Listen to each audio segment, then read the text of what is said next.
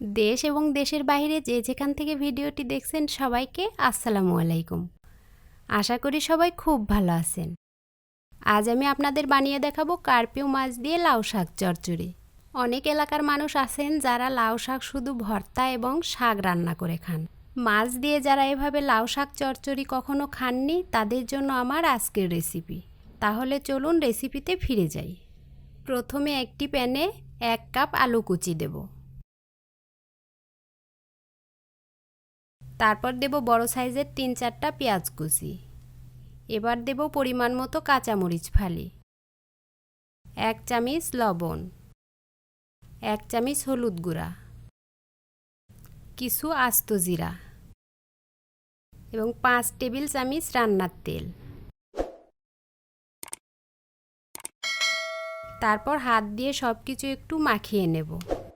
এই মাখামাখির কাজটা কিন্তু আপনাকে হাত দিয়েই করতে হবে। এবার দেব পরিষ্কার করে ধুয়ে কেটে রাখা লাউ শাক।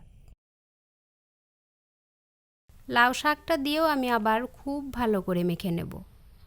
ভিউয়ার্স, এরকম নতুন নতুন রান্নার ভিডিও পেতে নতুন বন্ধুদের কাছে অনুরোধ রইল চ্যানেলটি সাবস্ক্রাইব করার। আর যারা সাবস্ক্রাইব করে পাশে আছেন তাদের অসংখ্য ধন্যবাদ।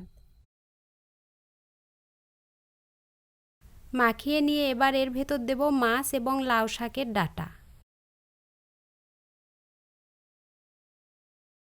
এবার এগুলো একটু খুব ভালো করে মাখিয়ে নেব। আমি এখানে লাউ শাকটা কার্পিউ মাছ দিয়ে রান্না করছি, আপনারা চাইলে যে কোনো মাছ দিয়ে করতে পারেন। এবার আমি হাত ধুয়ে একটু পানি দেব। এখানে কিন্তু বেশি পানি দিতে যাবেন না, কারণ শাক থেকে অনেকটাই পানি বের হবে। তারপর দেব 2 চামচ সরিষার তেল। এই সরিষার তেল কিন্তু কোনোভাবে মিস করা যাবে না, কারণ এটা দিলে স্বাদটা অনেকটাই বেড়ে যাবে।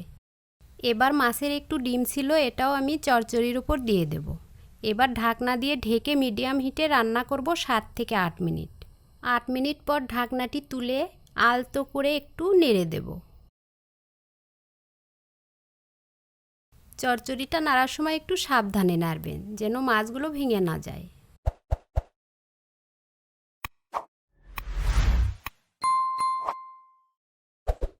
তারপর আবারও ঢেকে 3-4 মিনিট রান্না করব।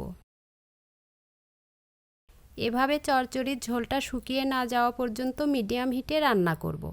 কিছুক্ষণ পরপর শুধু ঢাকনাটি তুলে একটু নেড়ে দেব। ভিউয়ার্স, ভিডিওটি যদি আপনার একটুও ভালো লেগে থাকে তাহলে প্লিজ আমার চ্যানেলটি সাবস্ক্রাইব করুন। আর যারা অলরেডি সাবস্ক্রাইব করেছেন তাদের অসংখ্য ধন্যবাদ।